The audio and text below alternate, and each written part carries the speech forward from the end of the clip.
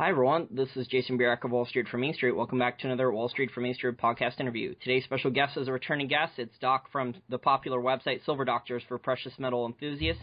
Thank you for joining us again, Doc. That's my pleasure. Now, Doc, we have really interesting stuff here going on in the precious metals markets. What I see when I look at Jansen's numbers for physical demand out of China, whether it's gold or silver, or India, whether it's gold or silver, I just see really good fundamental strength, but yet the paper price keeps going down. Do you think that demand in the United States is being intentionally manipulated and sentiment is intentionally being controlled? It certainly has been, certainly is. I mean, just if you look at yesterday's trading, yesterday obviously was the close of the quarter, and gold was manipulated down to right around 1183 to close, marginally down for the quarter, but down nevertheless. I think it was down about $1 and change. And then here today on Wednesday, gold is spiking. It's up over $25 at one point, over 2%, back above 1,200. Silver doing the same thing. We saw the same thing at the close of Q4 2014 with the year-end numbers, and then the strong rally that really began the beginning of January and continued for several weeks. Yeah, in 2000, if I could add to your point there, in 2013, according to Jansen's numbers, which I think he accurately tracks the withdrawals from the Shanghai Gold Exchange better than anyone else, 2013, there was over 100% of global annual mine supply for gold that was bought on the Shanghai Gold Exchange by wholesalers. 2014, similar numbers, a little bit more, I believe. 2015, we're at an even higher pace. I think already about 500 tons of physical gold just in the first couple months of 2015 has already been taken out by the Shanghai Gold Exchange. India, the physical numbers we're seeing out of India, I think they already took over 100 tons in just 1 month. That's a really big annualized clip. And yet, the market's not reacting at all to any fundamental things whatsoever. Yeah, and it seems right now that everything's dollar-euro related. I mean, the dollar over the last 2 or 3 months has been making high after high. It's been on a big rally. It appears that it is in the process of topping if it didn't place a top already, really on the FOMC announcement about a week and a half ago. And so really a lot what you're seeing is really related to currencies. Gold and silver are up really big in other currency terms, like, for example, the euro or the yen. Yeah, that's a great point there. All the other currencies, I think in the Canadian dollar, because the Canadian dollar at one point, when the commodities bull market was in full force, I think in 2011 it was on par with the American dollar. It might have even gotten a little bit stronger at one point than the American dollar by a tiny margin. But now, it's drastically devalued against the U.S. dollar, and that's meant the gold price, I think, in Canadian dollars is still up around 1,500 in Canadian dollars.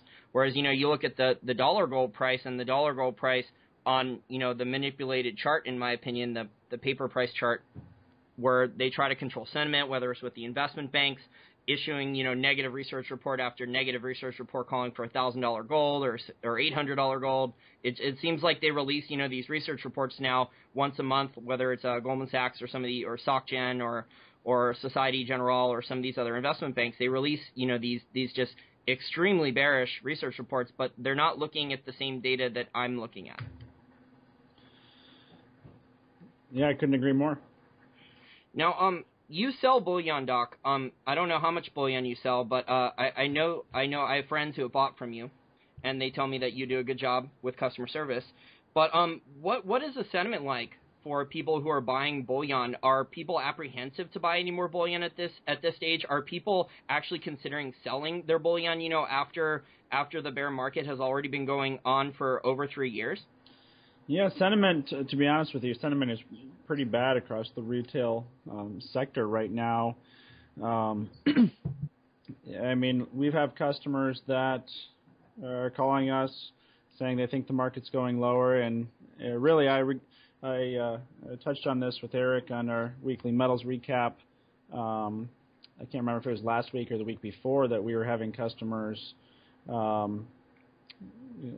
sell metal back to us because they expected silver to drop to $10 imminently, which to me is a really strong bullish indicator because we haven't seen anything like that previously for people who are long-term bullish in the metal. But was it even this bad in 2008? Not that we've seen like that, but we didn't have quite the volume in business back then that we do now. So definitely in the 2013, the last dip, we didn't see anything like that. So as you've mentioned, and we talked about earlier about the sentiment, sentiment drives markets. Gold and silver are giffen goods, so sentiment will come roaring back once the price gets on a bit of a sustained rally. And I think we've had 3 or 4 years of corrections. Right now is a very strong fundamental time to add to your positions or establish if you don't already own physical. Yeah, you brought up $10 silver. When I run the numbers for these primary silver miners, and we could say the same thing about primary gold miners for a specific gold or silver price, it seems to me, Doc, that they've cut most of their costs that they can cut without actually shutting down their mines. So we're at the stages here. We started to see some pretty large, decently sized gold miners start to go bankrupt. We're starting to see fire sale mergers and acquisitions pick up the last couple months, and I think that should only continue in terms of bankruptcies and mergers and acquisitions, basically out of necessity here. But at $10 an ounce silver, Doc, I've looked at the silver market. I don't know if you read Steve St. Angelo's articles. You post his articles on your website on Silver Doctors, but he does great research on this. I don't think there's really any primary silver miners on planet Earth who can survive $10 an ounce silver unless they have no debt. But a lot of these guys have debt on their balance sheet. How is there going to be any silver available at $10 an ounce silver unless it's already been mined and sitting in a vault somewhere? Sure. A couple thoughts on that. Steve does excellent work, and he's exactly right about the primary miners. You do have to remember, though, that the primary miners aren't the only miners mining silver. A large portion of the silver is mined by base metal miners that mine silver as a byproduct. So it really doesn't matter as much. I mean, obviously it still matters somewhat, but they're not as affected by the price of silver as a primary mine is. That's their main revenue and cash flow is the current market price of the silver metal. So you do have to take that into account as well. But yeah, he's absolutely right. And what we can, a big example we can look to right now in early 2015 is Allied Nevada, ANV. I mean, that's a company that I previously had owned. Thankfully, I got out before it went bankrupt, but that's the one big risk right now. While many of the miners are at extremely nice valuations, you do have the risk of the company going off the board and losing everything, which physical metals in your own possession, you don't have that risk. The price of silver is not going to go to zero. The price of gold is never going to go to zero. Yeah, I agree. And to add to your point there about the base metal miners, a lot of them are producing copper, but on a percentage basis, the copper price has just gotten absolutely killed. So maybe they did hedge some of their silver since they're not a primary silver miner. They maybe sold their silver to Silver Wheaton, or they hedged it, with the bullion banks.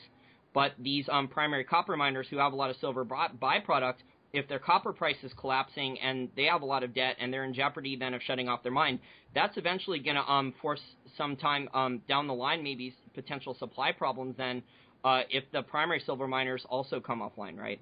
It certainly will, and I personally think that's a big portion of why silver did have such an epic spike in 2010 to 2011 in the aftermath of the 2008 financial crisis and collapse and all the collapse in the price of the base metals as well. Now, I got a listener question. One of my good friends who I speak with on Twitter, we'll just call him Art, he told me that some of the larger bullion dealers in the West, in the United States, I think Scottsdale Silver and I think also APMEX, they're so desperate, I think, for sales, they're willing to sell bullion basically at spot on eBay. What do you think that's mostly because of sentiment, or do you think that's like a loss leader, or why do you think they're doing that? I could probably only speculate as far as eBay. We don't do much on eBay. We've noticed that for quite a while that APMEX, and my guess would be they have some sort of sweetheart deal with eBay because I don't know how much you know, but APMEX has kind of formed a partnership with eBay. So that would be my guess. eBay often runs promotions as well of cash back. But yeah, people have asked us, and I've seen readers speculate that they're dumping it because they think the market's going to go down. And I can tell you that that's not the case. Dealers don't dump metal because they think the market's going to go down. If you want to speculate, you can speculate in the futures markets. You don't need to dump inventory to do that.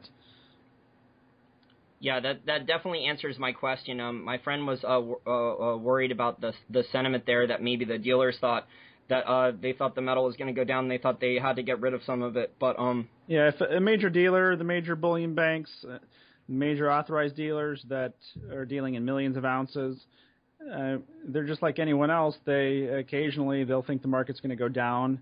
But I mean, to run an effective business, you keep your books hedged. You don't worry about speculating on the price. That's a good way to go out of business. Now, Ted Butler has talked about a theory. He has an interesting theory. He thinks that J.P. Morgan is long a whole bunch of COMEX contracts for silver, and that they also have, I think, approximately 50 million ounces of physical silver stored on a COMEX vault. Do you think J.P. Morgan and some of these larger Wall Street investment banks, do you think they're controlling the paper market, but do you think they're also protecting themselves by accumulating physical gold and silver at these cheap prices? I think they certainly are. Now, I would differ a little bit with Ted Butler. They're certainly not holding 40 million silver eagles. Ted had put out that theory that they were the impetus behind the massive increase in silver eagle sales.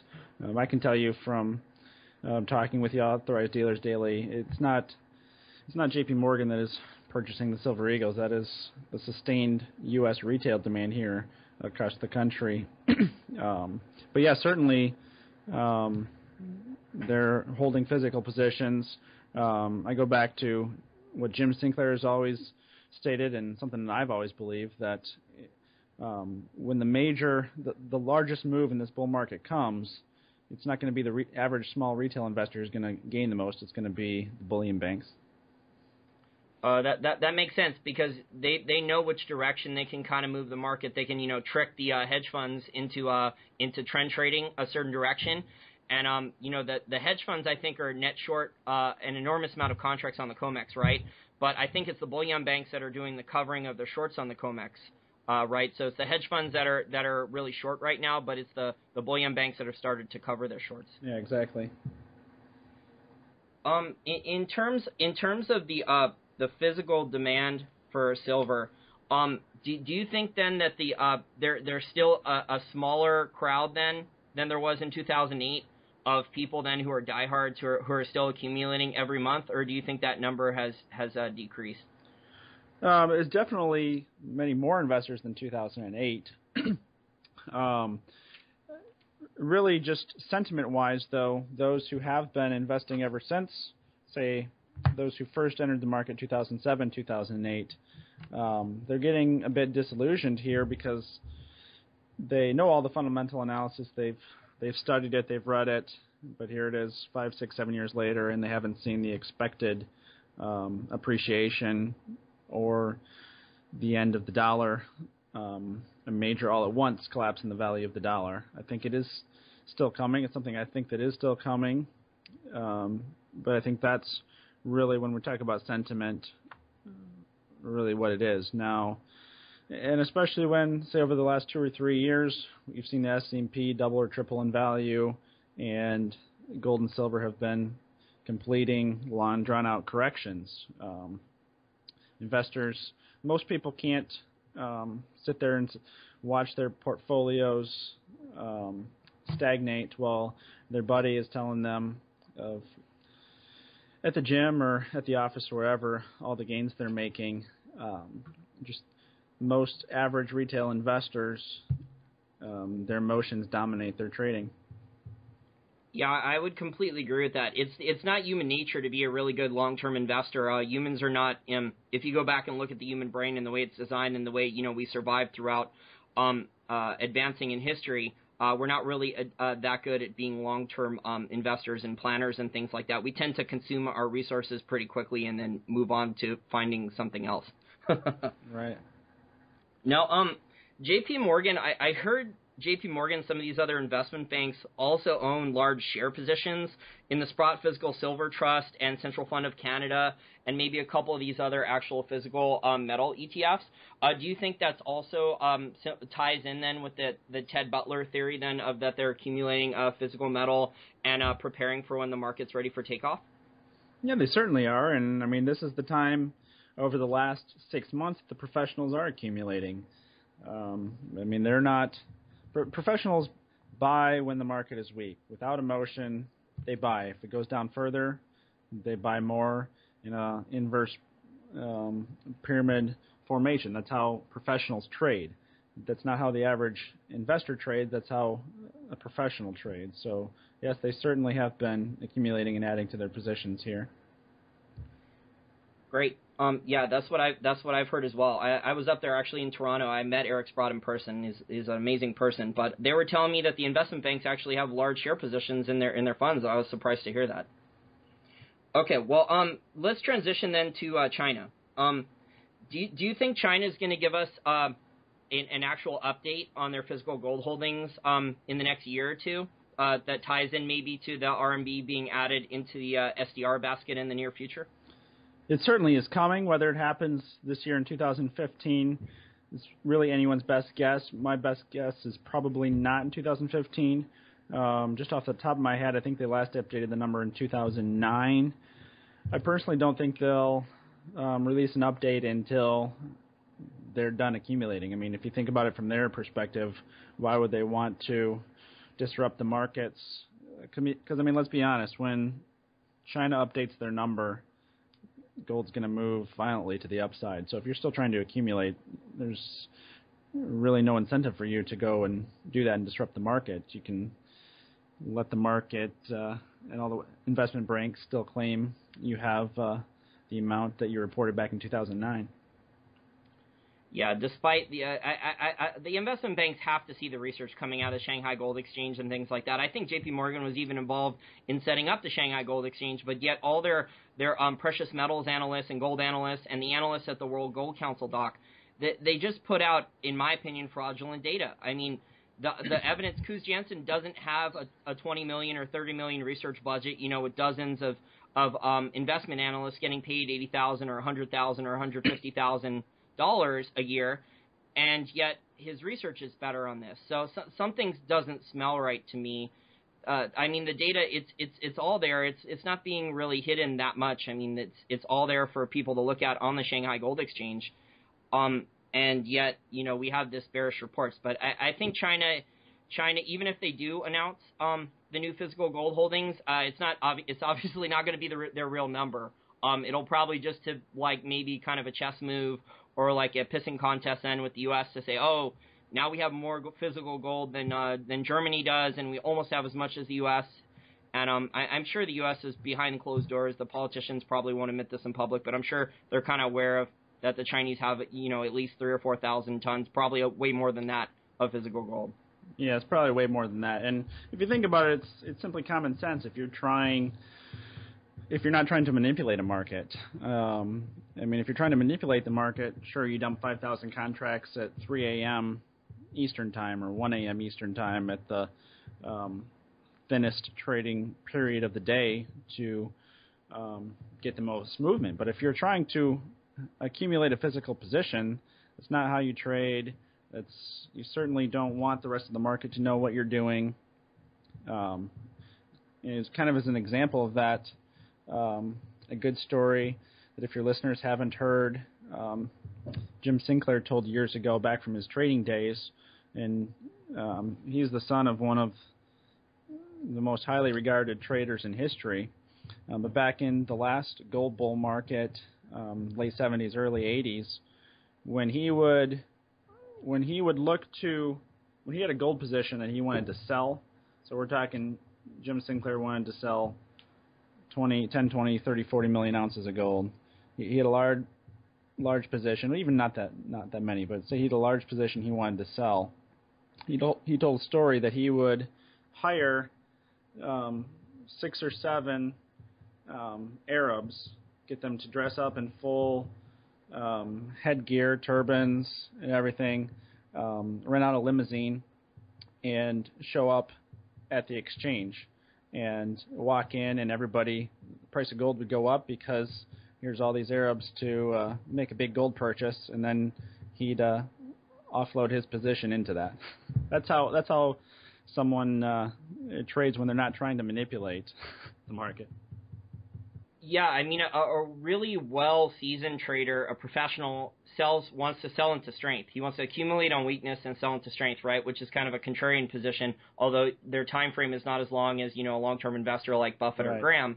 But so a large professional trader like that, just to clarify, helps create the demand and then sells the position into it.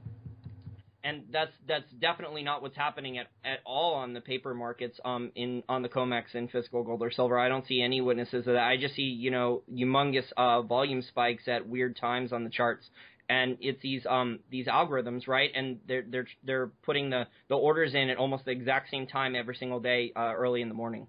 Yeah, and that's what happens when you want the exact opposite. You don't care about making the most money in your trade because you have infinite ones and zeros that you can print.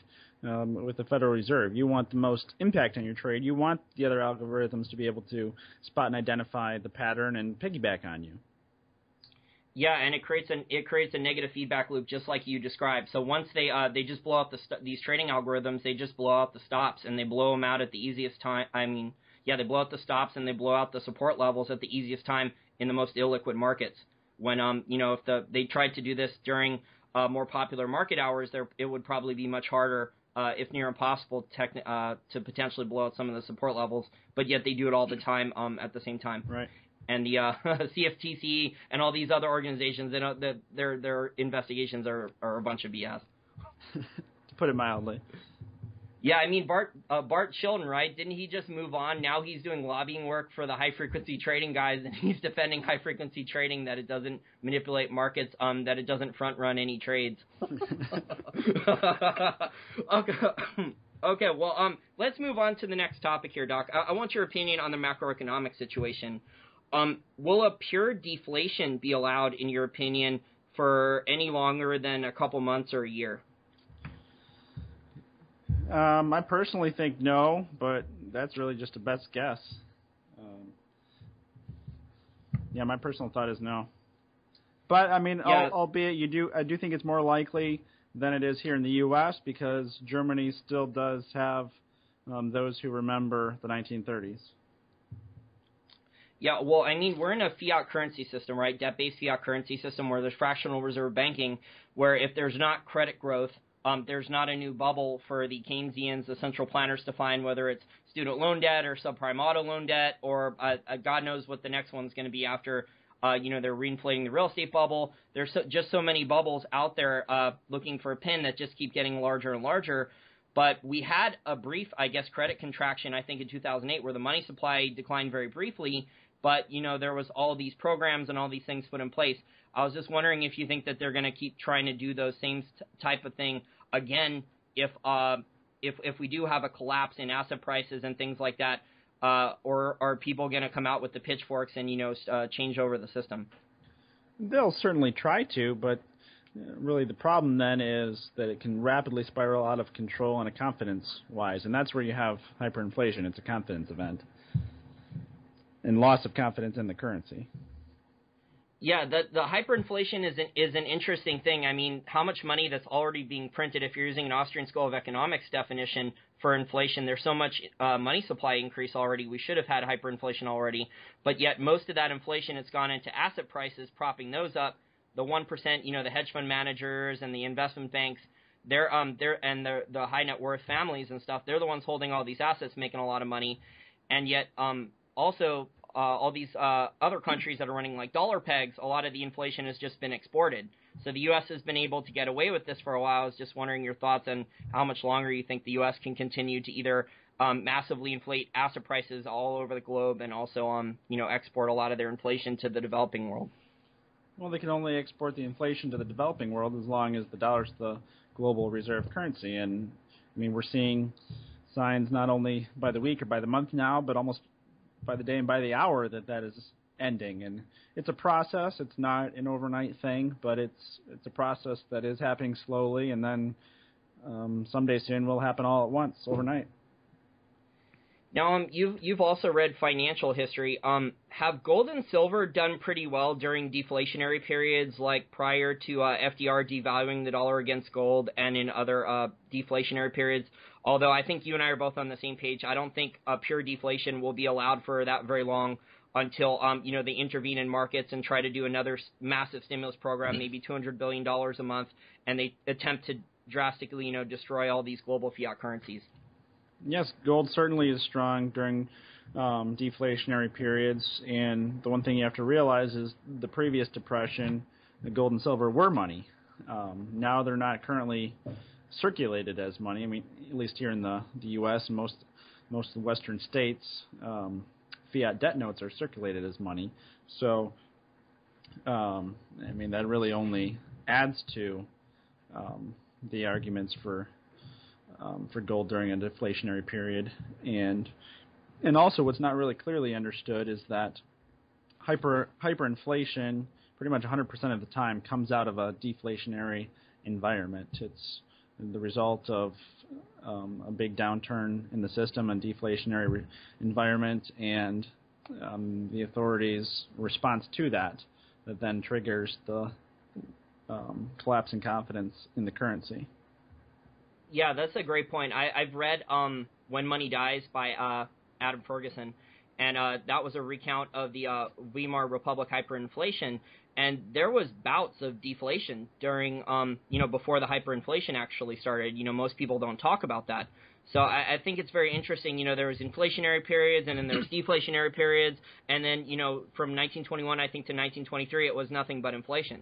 So obviously we haven't hyperinflated yet, but that's because the velocity of money in the real economy, I think, which is, a Keynesian term, but just using the Keynesian framework here, because Austrians don't really believe in the velocity of money, but the velocity of money right now is showing that the real economy is not doing very well, while, all this inflation that's been created globally, most of it just goes into asset prices.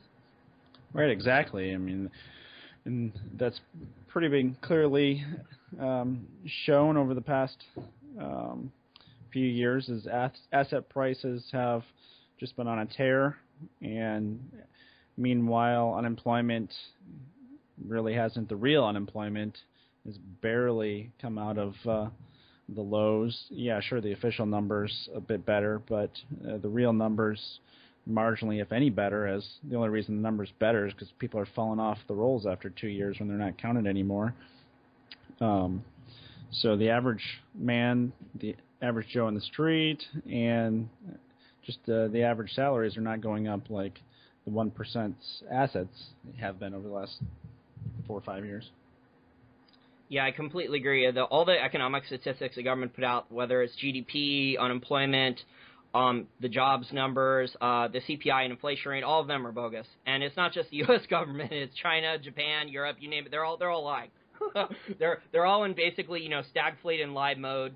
They're trying to keep the asset prices up because everyone's holding the asset prices on leverage, whether it's stock margin debt or amount of debt on real estate or bond debt and things like that. These leverage carry trades on massive amounts of bond purchases. So it's just it's a house of cards. I have no idea exactly when it's going to collapse, but as long as we're in a fiat currency system, if things do collapse again, I think they'll go for $200 billion a month QE or larger, or trillions of dollars in currency swaps that we may never even find out about. Yeah, it's crazy to think about. Well, my final question for you then has to do with how is sentiment going to change in the gold and silver market, and the secular bull, and how will the secular bull market resume? When Wall Street and the Keynesians, these hedge fund managers, who are very short-term oriented, do you think sentiment for gold and silver will drastically change when people, the financial professionals, finally figure out that the Federal Reserve is trapped and can't raise interest rates, and that we're going to have they're probably going to even have to accept lower and lower rates with financial repression and manipulate the whole interest curve basically to zero, the yield curve. Yeah, that kind of goes back to what we were discussing earlier about the currencies. the Fed certainly is boxed in, and it's only a matter of time now before the market realizes that the Fed can't raise interest rates. And when I say raise, I mean meaningfully. Sure, they may raise a token 0.25% once or twice here to try to claim, oh yeah, we raised rates, but until the last few months, the market thought they were going to really raise rates like 2, 3, 4%. That's not going to happen. U.S. economy would completely roll over if they did that. And really, if you look at a dollar chart heading into the last FOMC meeting, the dollar was going vertical. The Fed really didn't have any other choice other than to back off a little bit of their comments that a rate hike was imminent. And really, just looking at how the dollar traded into that, the Fed can't meaningfully increase rates. They really can't afford to. The U.S. economy can't afford it. Yeah, I agree. We're in a game of financial repression. You know, these corporations have massively borrowed. They're not investing in creating new jobs in a lot of new products or services. They're buying back their own stock. They're goosing their earnings higher. So these corporate executives and management teams can, cash in their stock options. So that's the game right now. So they're not generating more free cash flow in a lot of cases with the debt that they're borrowing. They're just, goosing earnings higher with financial engineering.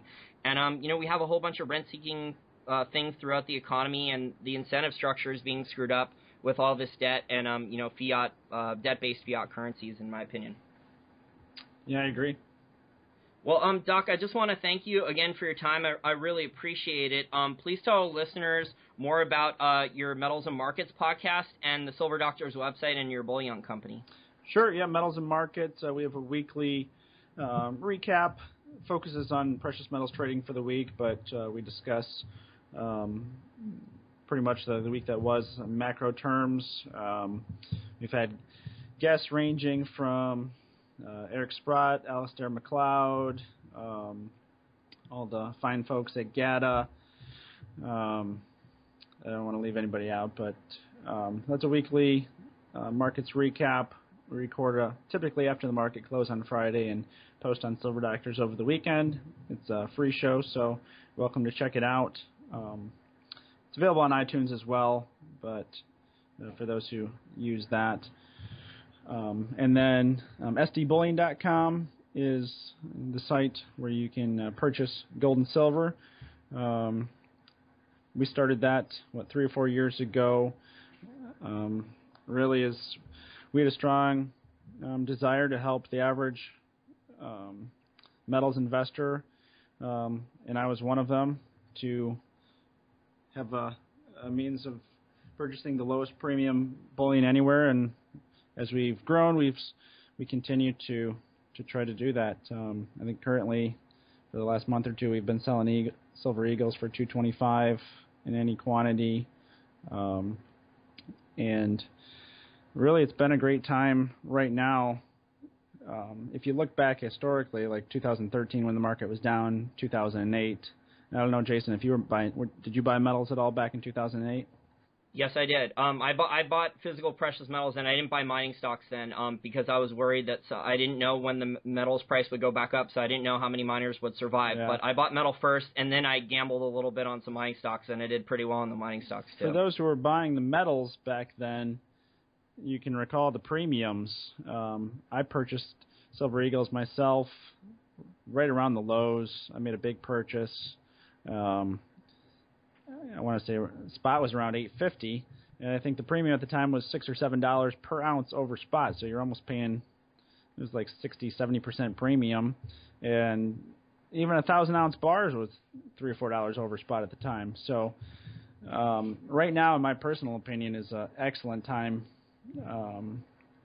for anyone to acquire physical precious metals or make an initial purchase, as we do have spot prices that are near multi-year lows, and we have premiums across the industry that are the lowest in years as well. So right now, to take advantage of $16 or $17 an ounce silver price, you don't have to pay 70% premiums.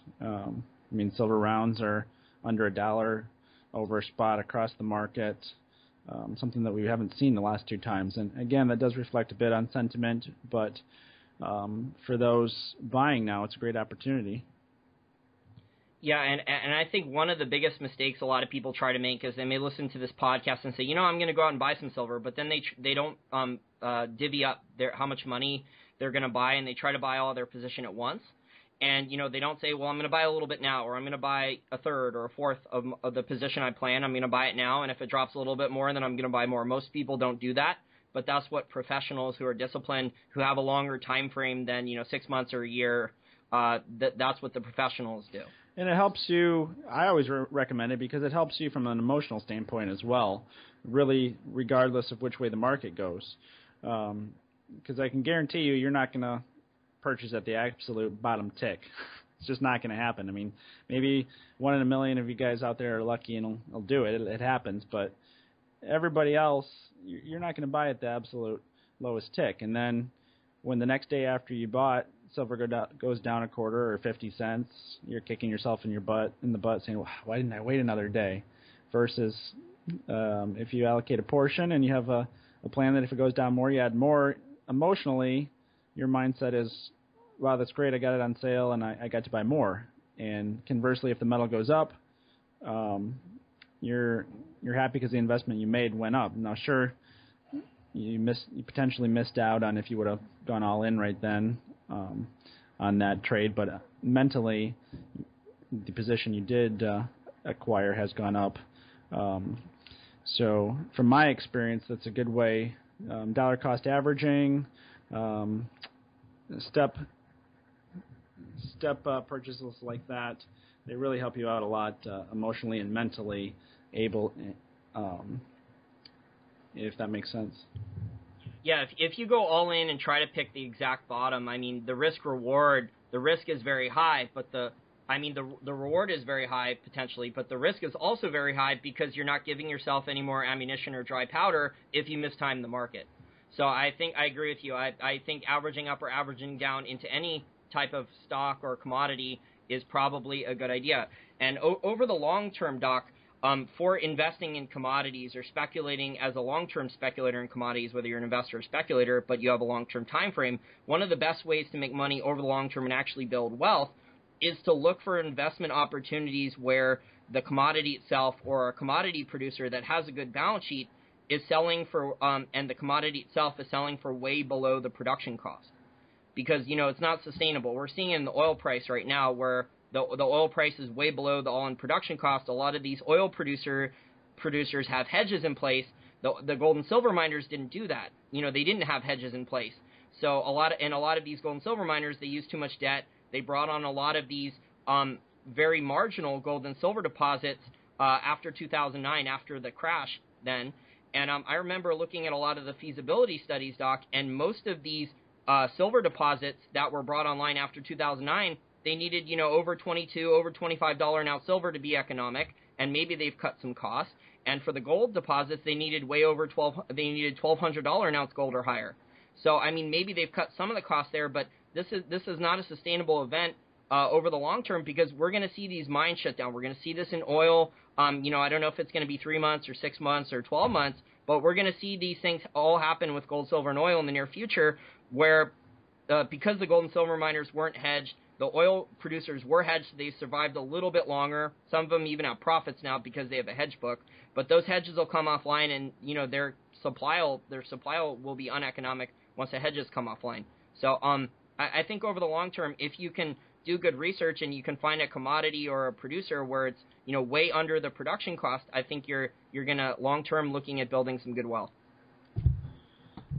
Yep, I definitely concur, and really what you're just speaking to is the reason I believe long-term fundamentally silver is a better play than gold because Me too. Most of gold's production is really still available in investors' hands. Silver has been commercially used up to a much greater extent than gold. There's only probably 2 to 3 years worth of production sitting in available silver that can come back off the market. From the numbers I've looked at, maybe 2 billion ounces of investment silver are out there that would come back to the market at the right price versus gold, its historical supply. Most of that is still available at the right price to come back to the market. Yeah, I agree. On a percentage basis over the long term, when the bull market resumes, silver should way outperform gold on a percentage basis, especially because there's not a lot of above ground stockpile like you mentioned. I mean, a long time ago there was. I think when the U.S. had a silver standard and we came off, we had billions of ounces of silver. The U.S. government did that it wanted to dump, and that's why it spent all that money on research and development to come up with new silver products. But now those silver products are burning through massive amounts of silver in tiny quantities, whether it's ionic silver spray or nano silver spray on keyboards and electronics, or the small amounts of silver, in contact switches like David Morgan talks about, or in silver panels. Yeah, I mean, with all of the new uses coming out really pretty much daily for silver, silver's demand has gone through the roof on the medical side. Same thing in the solar side, and that's more than offset the photography loss that we've seen with the move to digital imaging and so forth. But really, we're just seeing a decline in the in-ground ratios of mining extractive gold to silver as well. If you look over the past 10 to 20 years, I mean, it's a well-regarded historical fact that the average ratio is around 15 to 1. But really, right now, I want to say 2013, the ratio is down to around 9 to 1. And do the math for yourself to look at the current gold-silver ratio. It's obviously quite out of skew with that. Yeah, and the grades for these deposit stock, I mean, they've fallen off a cliff. If you go back and look at the grades from a decade or two or three ago of what was an economic silver deposit and what we're mining now, right. I mean, the grades of these ore deposits, we're moving so much rock with so much extra diesel just to get 1 ounce of silver, 1 ounce of gold out of the ground. It's insane how much, extra technology we've had to develop, and heavier equipment, and these, earth mover trucks, and all these extra things that we've had to do just to get 1 ounce of silver, 1 ounce of gold out of the ground compared to the past. I mean, they're talking about mining oceans now, mining planets, mining asteroids. So yeah. When you're talking about that, it's pretty obvious what the historical places in Alaska or California, Utah, there's not much left. Yeah, and the stuff that is left, the grades, if you look at the old mines that are still in production for decades, I mean, the grades at these things have fallen off a cliff. The grades are down a lot, too. But I don't hear, most of the people in the mainstream, I don't hear anyone talk about this. But I think that's because, especially including, like, commodities analysts, but I think that's because, either they're paid off for manipulation, or they're just lazy to do good due diligence, or their time horizon is just so short that they only care, what happens in the next, 5 months or 6 months on the gold or silver chart. Yeah, I think that last fact is probably one of the main factors, personally. Okay, great. Well, I really enjoyed this discussion. I do listen to the Metals and Markets Wrap, so keep up the great work. And I bought silver from you, and, I got it quick, and it was good service, so keep up the great work. All right. It's always a pleasure being back with you, Jason.